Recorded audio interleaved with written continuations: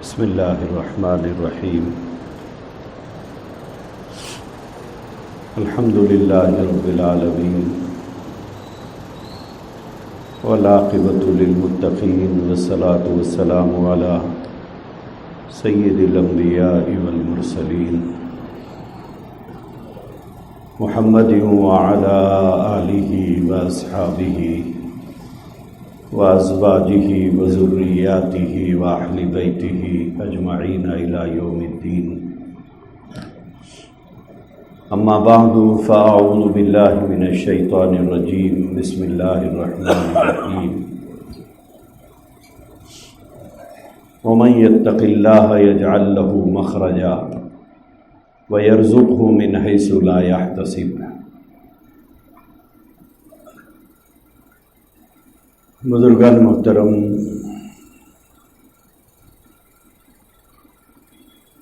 اس دنیا کے اندر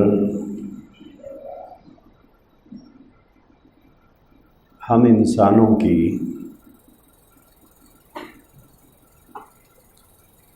مختلف قسم کی پریشانیاں ہیں۔ ہر انسان اپنی زندگی کے مسائل میں الجھا ہوا ہے۔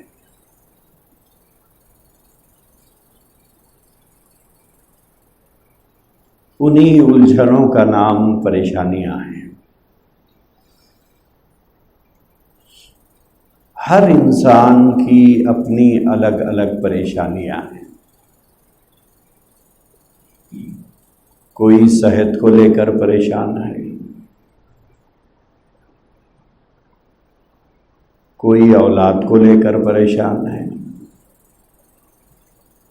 کوئی بیوی کو لے کر پریشان ہے تو بیوی شوہر کو لے کر پریشان ہے۔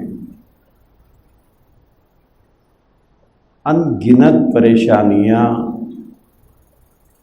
انسانوں کی اس دنیا میں ہیں۔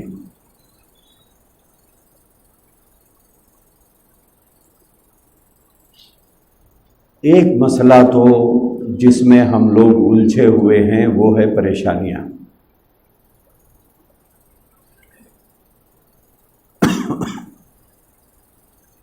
دوسری چیز ہے معاشی تنگی اور پریشانی۔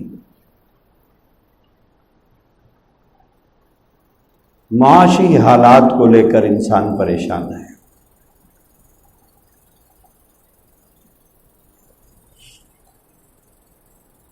تنگ دستی ہے، فراغ دستی نہیں ہے۔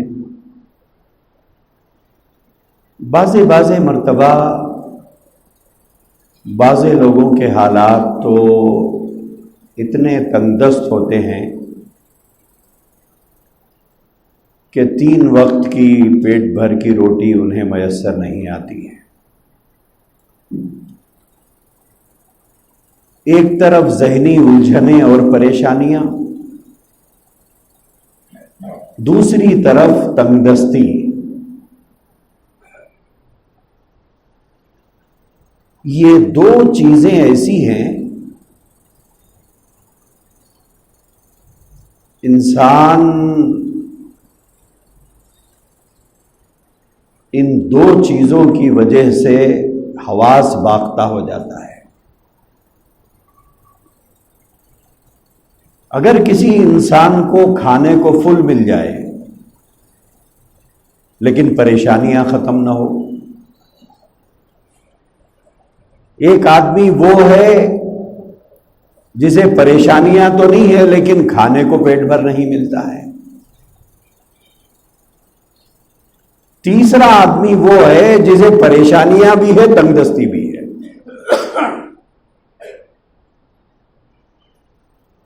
شاید ہی چند لوگوں کو چھوڑ کر کوئی ان الجھنوں سے بچا ہوا ہو۔ جوان ہے تو جوانوں کی پریشانی الگ ہے، ادھڑ عمر کا آدمی ہے تو اس کے پرابلمز الگ ہے، ضعیفی اور بڑھاپا ہے تو اس کے مسائل الگ ہیں۔ آدمی یہ چاہتا ہے کہ مجھے ریلیکس ملے، مجھے سکون چاہیے، پریشانیاں نہ ہو، پیٹ بھر کھانے کو مل جائے اور ذہن و دماغ پر پریشانیوں کا بوجھ نہ ہو۔ یہ ہر انسان کی چاہت ہے۔ امیر آدمی ہے تو اس کی چاہت بھی یہی ہے کہ کھانے کو تو خوب مل رہا ہے مجھے، لیکن کم سے کم یہ پریشانیاں نہ ہو۔ غریب آدمی یہ کہتا ہے کہ پریشانی کسی بات کی نہیں ہے، لیکن پیٹ بھر کھانے کو نہیں مل رہا ہے۔ بعض لوگ وہ ہیں جنہیں پریشانیاں بھی ہے، تنگ دستی بھی ہے۔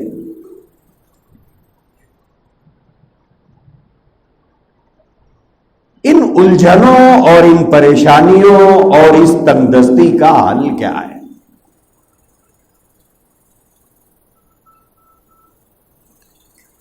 عام طور پر ہم لوگ ان پریشانیوں کا حل، تنگ دستیوں کا حل دنیا سے تلاش کرنا چاہتے ہیں۔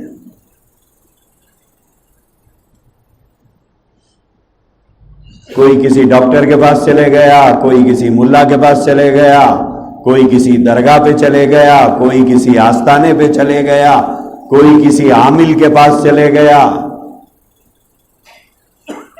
کوئی ملاؤں کے دیے ہوئے وظیفے پڑھ رہا ہے، کوئی چوراہوں پر لیمو اور بھلاوے پھینک رہا ہے۔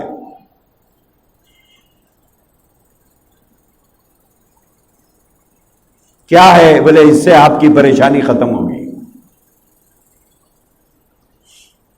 اور کوئی رزق میں برکت کے لیے اور رزق میں وسعت کے لیے اور معاشی تنگیوں اور پریشانیوں اور بدحالی سے باہر نکلنے کے لیے یہ بھی وہی جا رہا ہے۔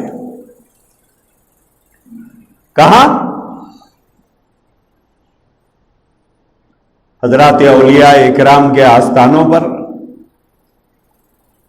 اپنے ہاتھوں سے بنائے ہوئے چبوتروں پر لگائے ہوئے جھنڈوں کے پاس۔ اپنے ہاتھوں سے بناتا ہے چبوترا، اس میں ایک بمبو خود بازار سے خرید کے لا کے گاڑتا ہے، پھر لاڑ بازار جا کے ایک جھنڈا لاتا ہے، اس پہ لگاتا ہے، پھر اس کے سامنے کھڑے ہو کے دعا کرتا ہے۔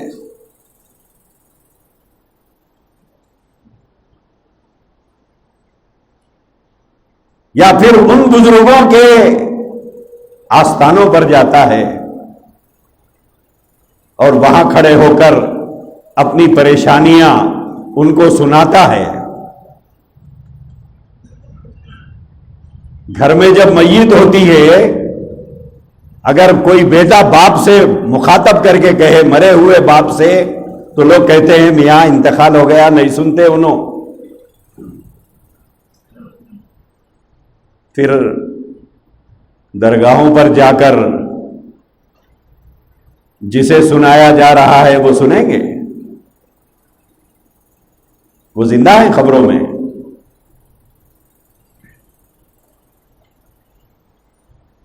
حضور علیہ الصلوۃ والسلام کے بارے میں تو ہمارا عقیدہ ہے کہ آپ اپنے قبر اطہر میں زندہ ہیں، یہ ہمارا عقیدہ ہے۔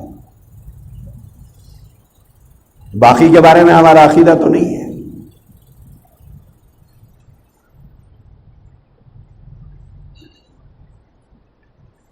تو یہ پریشانیوں کا جو حل ہے، اس کے لیے در بدر کی ٹھوکریں ہم کھاتے پھر رہے ہیں۔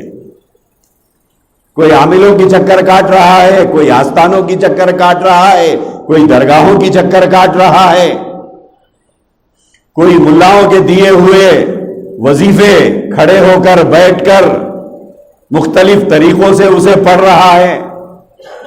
کیا ہے؟ بولے ٹینشن ختم ہونا ہے، مجھے پریشانی سے باہر نکلنا ہے۔ اور میری معاشی تنگی اور تنگ دستی فراغ دستی اور خوشحالی میں تبدیل ہونا ہے.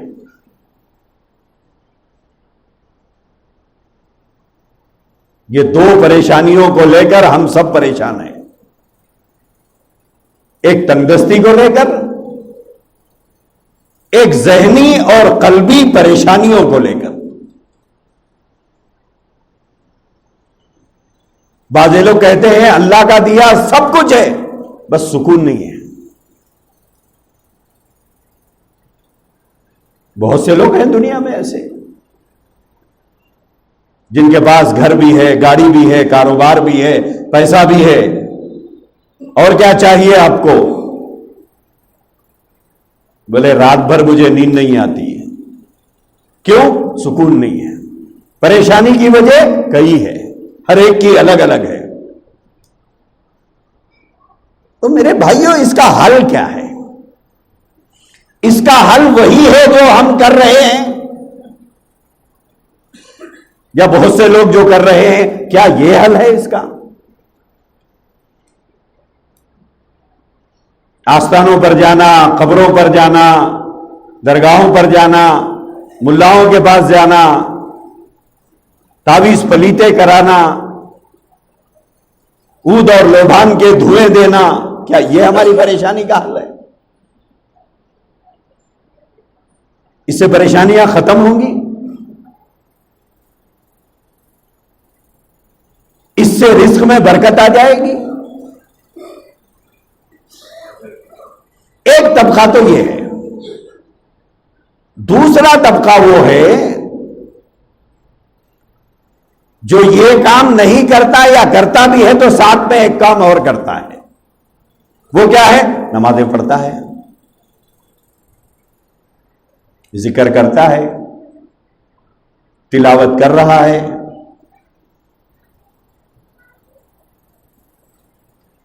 اس کے بعد انتظار کر رہا ہے کہ میری پریشانی حل ہو جائے، میرے رزق میں برکت آ جائے. میں بے روزگار ہوں تو مجھے روزگار مل جائے، میں تنگ دست ہوں تو مجھے فراغ دستی مل جائے. یہ دوسرا طبقہ ہے. اب سوال یہ ہے، ایک طبقہ یہ کر رہا ہے، ایک طبقہ یہ کر رہا ہے.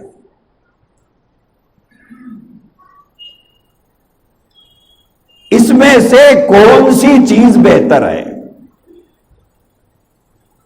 یقیناً آپ کہیں گے نماز پڑھنا بہتر ہے، ذکر کرنا بہتر ہے، تلاوت کرنا بہتر ہے. یہی کہیں گے نا؟ ہم اللہ کے قرآن سے پوچھیں گے، سب سے سچی کتاب جس کو ہر مسلک مانتا ہے، ہر جماعت مانتی ہے، ہر وہ آدمی مانتا ہے جو اپنے آپ کو مسلمان کہتا اور سمجھتا ہے. ہر آدمی مانتا ہے. ان دو چیزوں کا جو حل ہے وہ قرآن کیا پیش کر رہا ہے؟ قرآن سے بڑی کوئی کتاب نہیں، قرآن سے زیادہ سچی کوئی کتاب نہیں، اللہ کے وعدے سے زیادہ سچا کس کا وعدہ ہو سکتا ہے؟ ومن اصدق من اللہ قیلا، قرآن کہتا ہے اللہ سے بڑا سچا کون ہے؟ تو پھر ان پریشانیوں کا اور ہماری تنگدستی کا حل کیا ہے؟ اور آج ہر آدمی سکون کے لیے مارے مارے پھر رہا ہے. پھر اس کا حل کیا ہے؟ اللہ کا قرآن کیا کہتا ہے اس بارے میں؟ اللہ کا قرآن کہتا ہے وَمَن يَتَّقِ اللَّهَ يَجْعَل لَّهُ مَخْرَجًا.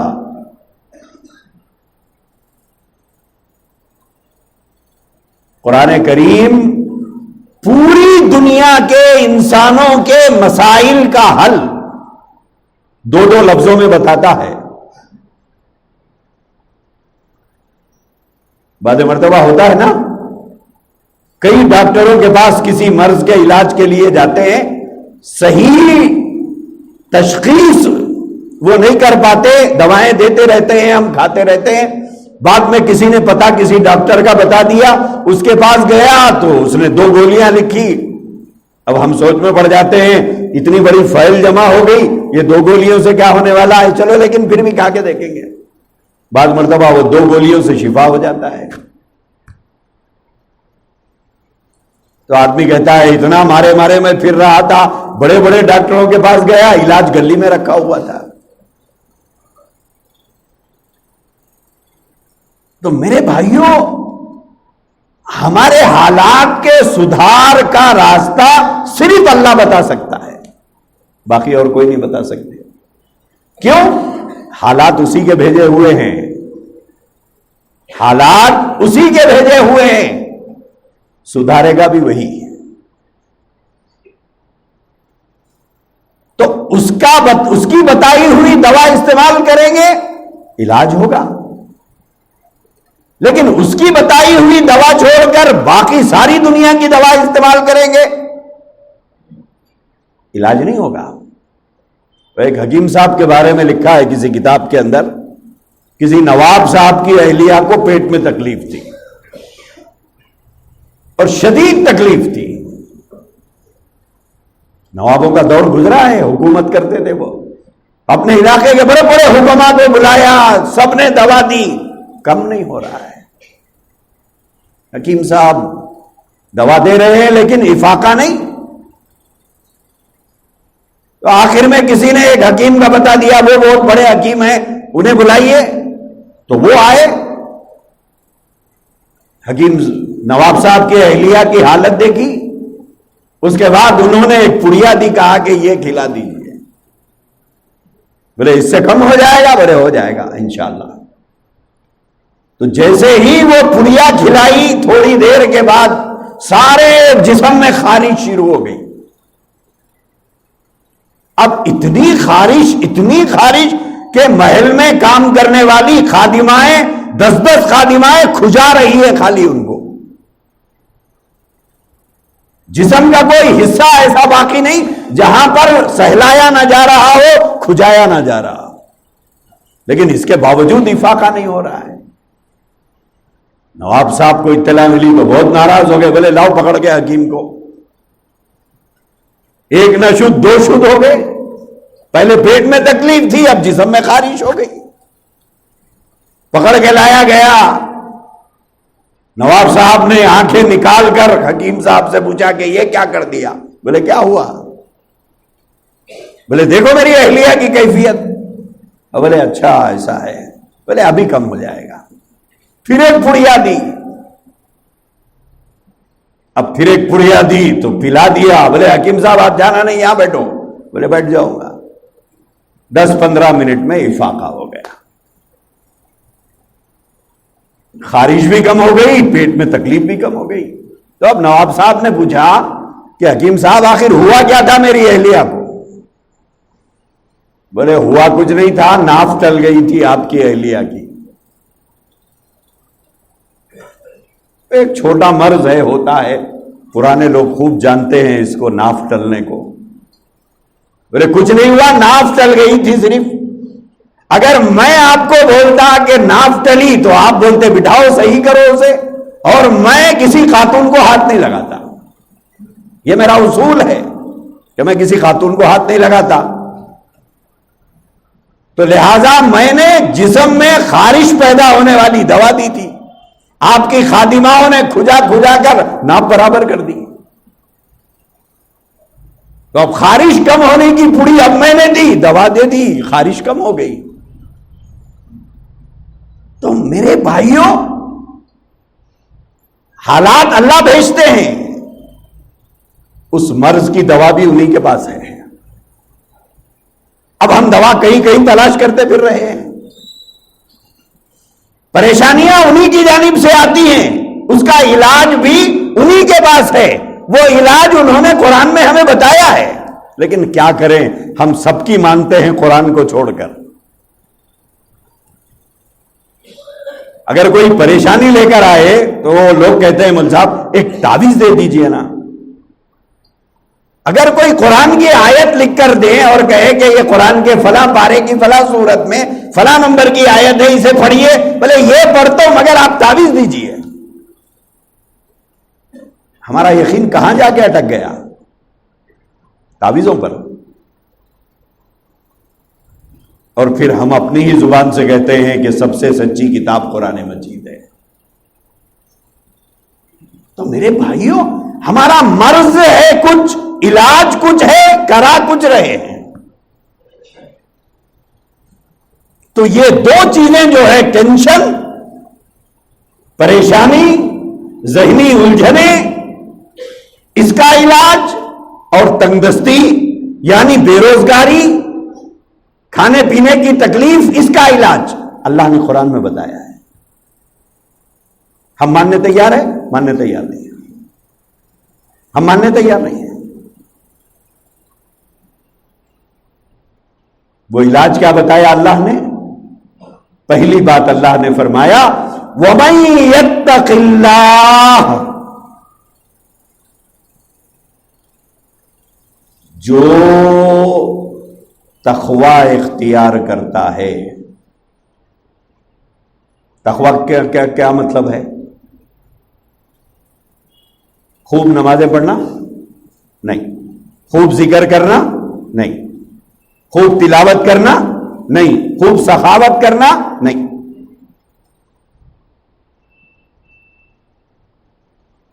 پھر تقوی کیا چیز ہے؟ تقوی کہتے ہیں گناہ سے بچنے کو۔ تقوی کسے کہتے ہیں؟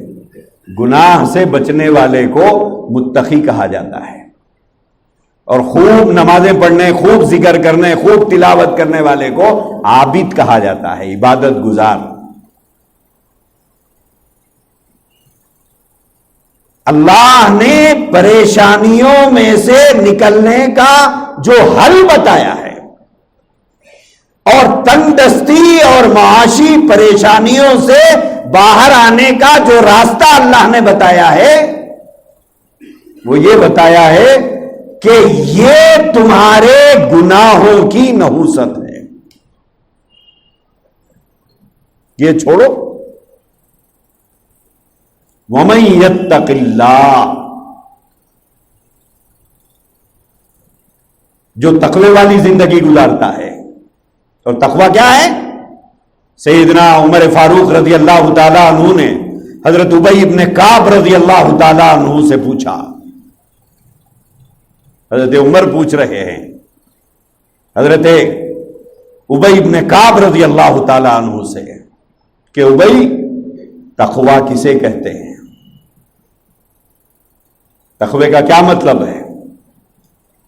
ابی ابن کعب رضی اللہ تعالیٰ عنہ نے حضرت عمر فاروق رضی اللہ تعالیٰ عنہ سے فرمایا کہ امیر المومنین،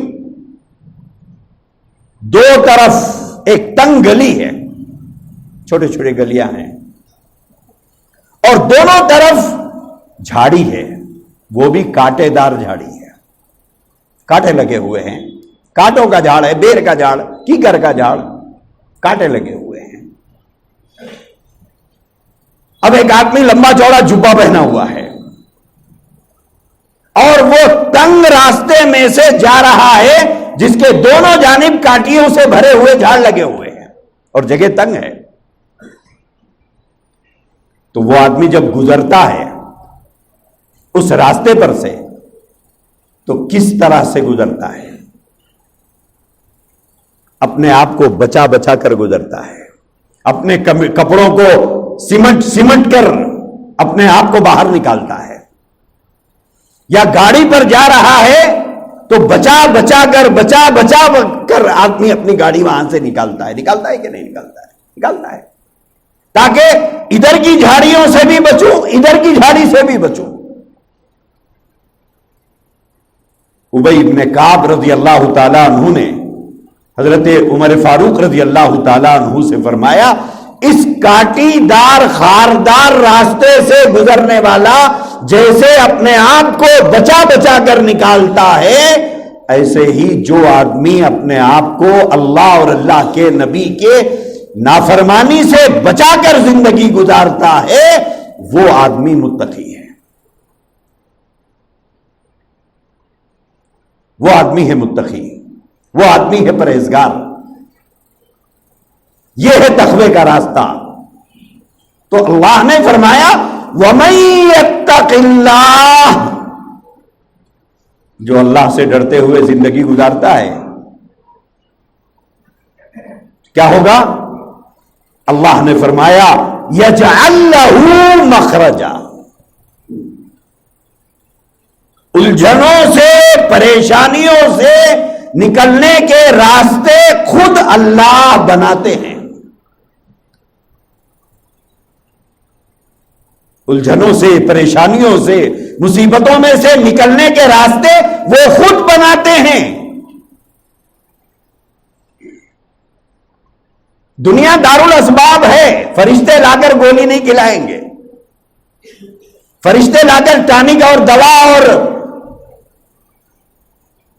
حکیم کے نسخے نہیں دیں گے، لیکن اللہ تبارک و تعالی متقیوں کو حالات آنے پر الجھنوں میں نہیں ڈالیں گے، اسے صحیح جگہ پر پہنچا دیں گے، اس کے لیے راستہ ایسا بنائیں گے کہ وہ صحیح جگہ پہنچے گا، صحیح دوا ملے گی، صحیح علاج ہو جائے گا۔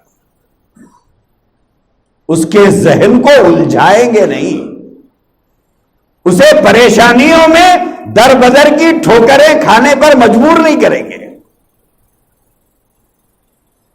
وَمَن يَتَّقِ اللَّهَ يَجْعَلْ لَهُ مَخْرَجًا، اور آگے فرمایا وَيَرْزُقْهُ مِنْ حَيْثُ لَا يَحْتَسِبُ۔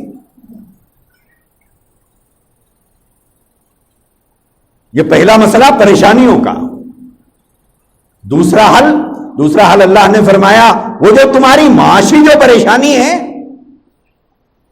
جس کو لے کر آج ہر مرد پریشان ہے، بولے صاحب آج پہلی ہے، پھر آ گئی پہلی، اب آدمی کیلکولیشن کر رہا ہے، تنخواہ آئے گی، یہ اخراجات، وہ اخراجات، فلاں اخراجات، فلاں اخراجات، اب ہم الجھنوں کا شکار ہیں۔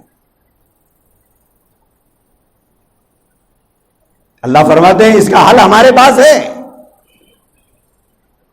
تمہیں ایسی جگہ سے کھلاؤں گا، وَيَرْزُقْهُ، اسے ہم ایسی جگہ سے کھلائیں گے لا يحتسب، جہاں تک تمہارا گمان بھی نہیں پہنچ سکتا ہے، جہاں تک تمہارا گمان بھی نہیں جائے گا، تمہارے تصور میں نہیں، تمہارے خواب و خیال میں نہیں، تمہاری تصور کی دنیا میں اس بارے میں کوئی سوچ نہیں، بولے ہم وہاں سے تمہیں کھلائیں گے۔ کیوں؟ تمہارے کو کھلانے کی ذمہ داری ہماری ہے، صرف تم پروسیجر فالو کرو، پروسیجر فالو کرنا ہے، ذمہ داری تو اللہ کی ہے۔ وَمَا مِن دَابَّةٍ فِي الْأَرْضِ إِلَّا عَلَى اللَّهِ رِزْقُهَا، زمین پر رینگنے والے ہر جاندار کے رزق کی ذمہ داری اللہ فرماتے ہیں یہ ہمارے ذمہ ہے۔ کرنا کیا ہے صاحب؟ پھر بولے پروسیجر کو فالو کرو، جو پروسیجر ہے وہ فالو کرو۔ ہماری پریشانی ہے کہ ہم پروسیجر فالو نہیں کرتے۔ لون لینا ہے، پروسیجر فالو کرنا ہے کہ نہیں کرنا ہے؟ بولے کرنا ہے۔ رجسٹریشن کرانا ہے، پروسیجر فالو کرنا ہے کہ نہیں کرنا ہے؟ بولے کرانا ہے۔ اسکول میں، کالج میں ایڈمیشن لینا ہے، پروسیجر فالو کرنا ہے؟ بولے کرنا ہے۔ اللہ کہتے ہیں یہ بھی کر لو۔ وہ سارے پروسیجر ہم نے فالو کر لیے، کام بنا کے نہیں بنا؟ کام بن گیا۔ لون کا پروسیجر فالو کیا، لون مل گیا۔ جاب کا پروسیجر فالو کیا، جاب مل گئی۔ ایڈمیشن کا پروسیجر فالو کیا، ایڈمیشن مل گیا۔ ویزا کا پروسیجر فالو کیا، ویزا مل گیا۔ یہاں کیا ہے پھر؟ یہ مسئلہ کیوں نہیں حل ہو رہا؟ اس لیے کہ پروسیجر فالو نہیں کرتے ہیں۔ ہری بات سمجھ میں؟ پروسیجر ہم فالو نہیں کر رہے ہیں، سب جگہ ہم پروسیجر فالو کرتے ہیں، اللہ کے پاس آتے ہی کہتے ہیں کہ میں ایمان والا ہوں۔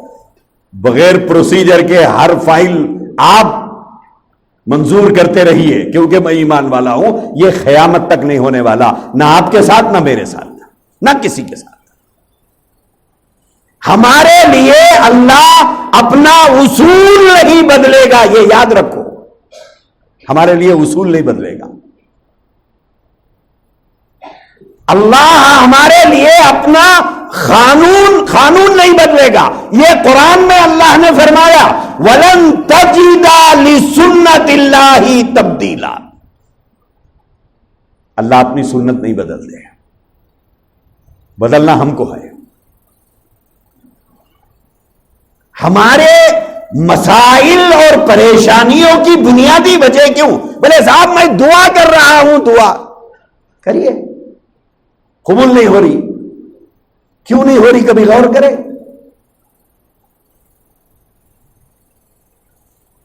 بعض لوگ بولتے ہیں میں نماز پڑھ رہا ہوں، میں ذکر بھی کر رہا ہوں، میں بہت سا وقت مسجد میں گزار رہا ہوں، دوا کچھ اور بتائی گئی، آپ یوز کچھ اور کر رہے ہیں۔ یہ دوا ضرور ہے لیکن اس مرض کی دوا نہیں ہے جو مرض ہم کو لاحق ہے۔ اللہ نے کیا فرمایا؟ اللہ نے یہ فرمایا نماز پڑھو۔ جب پریشانی آئی، پریشانی کی وجہ کیا بتایا؟ پریشانی کی وجہ کہ حل اللہ نے بتایا وَمَن يَتَّقِ اللَّهَ، جو آدمی تقوی اختیار کرتا ہے۔ تقوی کیا ہے؟ میں نے بتایا ابھی آپ کو، تقوی کیا ہے؟ گناہوں سے اپنے آپ کو بچا بچا کر زندگی گزارنا۔ ہمارے مرض کا علاج یہ ہے، ہمارے پریشانیوں کا حل یہ ہے، ہماری تندرستی کو فراغ دستی میں بدلنے کے لیے اللہ نے جو بتایا وہ یہ ہے۔ اور ہم کیا کر رہے ہیں؟ صاحب میں ذکر کر رہا ہوں، میں وظیفے پڑھ رہا ہوں، میں بھلاوے جلا رہا ہوں، میں عود کا دھواں دے رہا ہوں، میں اگربتیوں کی خوشبو مہکا رہا ہوں۔ مرض کچھ ہے، علاج کچھ ہو رہا ہے۔ میرے بھائیوں، پروسیجر کو فالو کرنا ہے ہم کو۔ ہماری پریشانی ہے کہ ہم پروسیجر فالو نہیں کرتے۔ اور یہ بات یاد رکھیے، اللہ آپ کے لیے، میرے لیے اپنا قانون نہیں بدلتا۔ یہ اللہ کا وعدہ بھی ہے قرآن میں، ہم قانون آپ کے لیے نہیں بدلیں گے۔ نیم کا پتا کڑوا ہے، کڑوا ہے، ولی کھایا بھی تو کڑوا ہے، گنہگار کھایا بھی تو کڑوا ہے، مسلمان کھایا بھی تو کڑوا ہے، کافر بھی کھایا تو کڑوا ہے۔ ایسا نہیں کہ مسلمان کھایا تو میٹھا ہونا اور کافر کھایا تو ہی کڑوا ہونا، نہیں صاحب، یہ ضابطہ نہیں ہے۔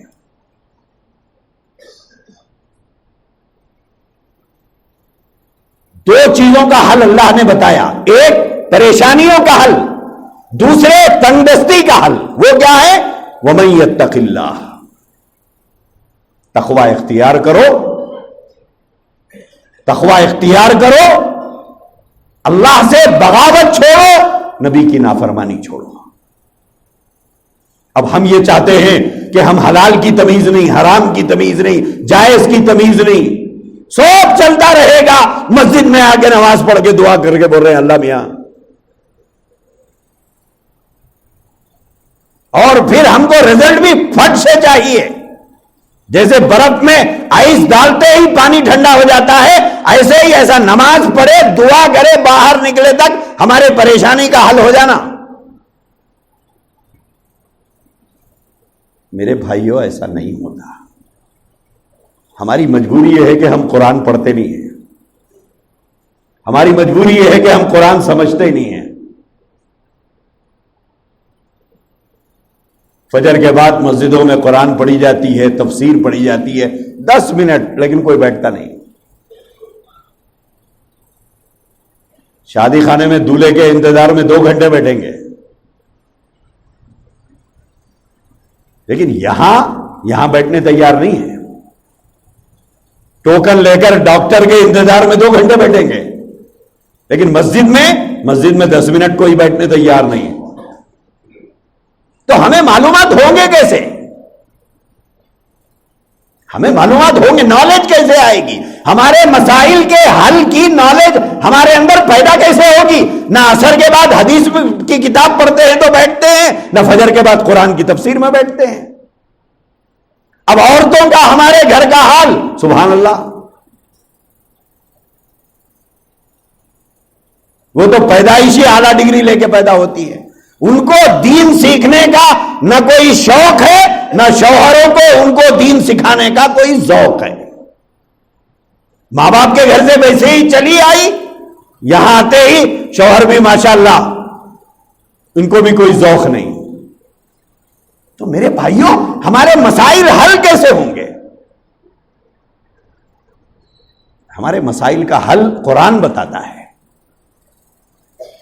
اور ایک بات یاد رکھو، گولی گولی ہے لیکن ہر مرض کی گولی الگ الگ ہے.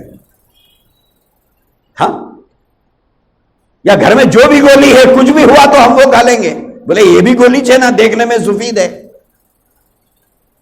کھا لیں گے وہی گولی. میرے بھائیوں، ہر مرض کا علاج الگ الگ ہے. اب جو آیت میں نے پڑھ کر ایک ٹکڑا اس کا میں نے بتایا، اس میں آپ کو دو چیزوں کا حل بتایا، ایک پریشانیوں کا، ایک رزق میں تنگی کا. یہ دونوں کا حل کیا بتایا؟ وَمَن يَتَّقِ اللَّهَ يَجْعَل لَّهُ مَخْرَجًا. تمہیں پریشانیوں سے اللہ باہر نکلنے کے راستے بتائے گا، تمہارے لیے راستے فراہم کرے گا، بشرطے کہ تم اللہ سے بغاوت کرنا چھوڑو، اللہ کے حکموں کا پاس و لحاظ رکھو، جائز ناجائز کا لحاظ کرو، حلال و حرام کی تمیز کرو. پیٹ میں داخل کرتے ہوئے لقمے کو سوچو کہ یہ حلال بھی ہے میرے لیے، حرام ہے.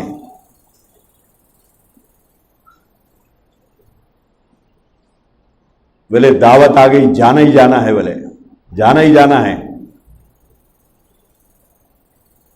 وہ جو دعوت میں کھانا ہم کو کھلایا جا رہا ہے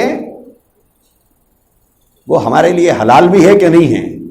پہلے اس کی کمائی حلال ہے یا نہیں ہے، پھر میرے لیے حلال ہے یا نہیں ہے. ارے بولے انہیں پرساد بول کے دے دیتا، میں مٹھائی سمجھ کے کھا لیتا ہوں، یہ مزاج بن گیا ہم لوگ. للے بھی کھا رہی، چہلما بھی کھا رہی، میتوں کو دفنا کے آگے کھانا بھی کھا لے رہی، چھلا بھی کھا رہی، چھٹی بھی کھا رہی. آپ کے لیے حلال بھی ہے. میرے بھائیوں، پیٹرول کی گاڑی میں پیٹرول ڈالنے سے گاڑی چلتی ہے، ڈیزل کی گاڑی میں ڈیزل ڈالا جاتا ہے. ڈالا جاتا ہے کہ نہیں؟ یا ڈیزل کی گاڑی میں پیٹرول، پیٹرول کی گاڑی میں ڈیزل، ایسا ہوتا ہے؟ چلے گی گاڑی؟ نہیں چلے گی نا. مسجد کو قدم اس لیے نہیں اٹھتے کہ ہمارے پیٹ میں غذا حلال نہیں ہے، اذان سننے کے باوجود طبیعت آمادہ نہیں ہے. کیوں؟ اندر غذا اچھی نہیں ہے، غذا اچھی نہیں ہے. عبادت کے اندر سب سے بڑا دخل غذا کا ہے. یہ جو طبیعت جو آمادہ نہیں ہوتی نا، اس کی وجہ کیا ہے؟ پیٹ میں حلال غذا نہیں ہے. ارے صاحب پھر کیسا دعوت میں؟ ارے مت جاؤ، کیا ہونے والا ہے؟ ناراض ہو جاتے، ہونے دو، ہم سے 50 لوگ ناراض ہیں، رہنے دو، ہم کو کیا کرنا ہے، رہنے دیجئے. کسی کی ناراضگی سے ہماری جنت اور جہنم کا فیصلہ تھوڑا ہی ہونے والا ہے. ارے بڑے ولیمے میں جانا سنت ہے نا. اچھا، اتنے پابند ہے آپ.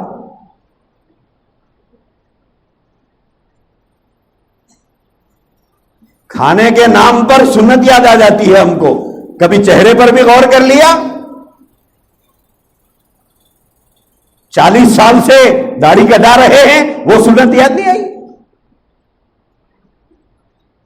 تو میرے بھائیوں، غور کرو کہ کیا چیزیں ہماری پریشانی کا سبب بن رہی ہے.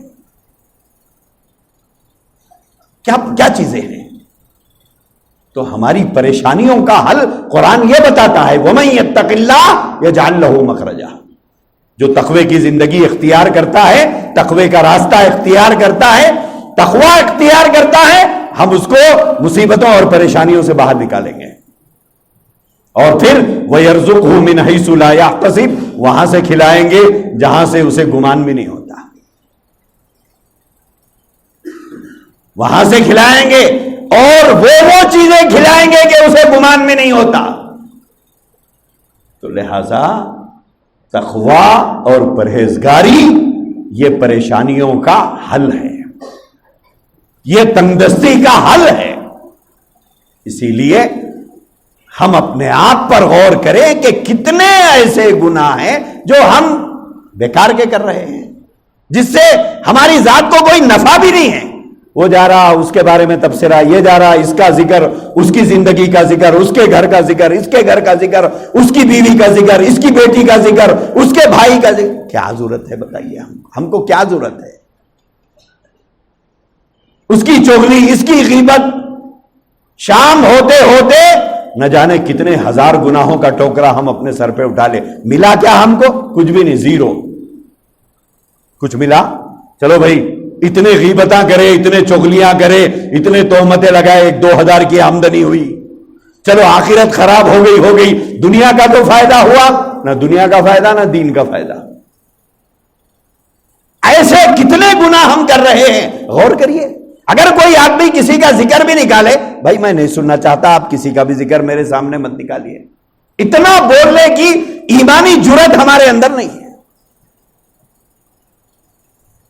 تو میرے بھائیوں، تقوی کی زندگی، پرہیزگاری کی زندگی، یہ پریشانیوں سے نجات کا سبب بھی ہے اور رزق میں وسعت اور برکت کا سبب بھی ہے. اللہ آپ کو، مجھے، سب کو توفیق عطا فرمائے.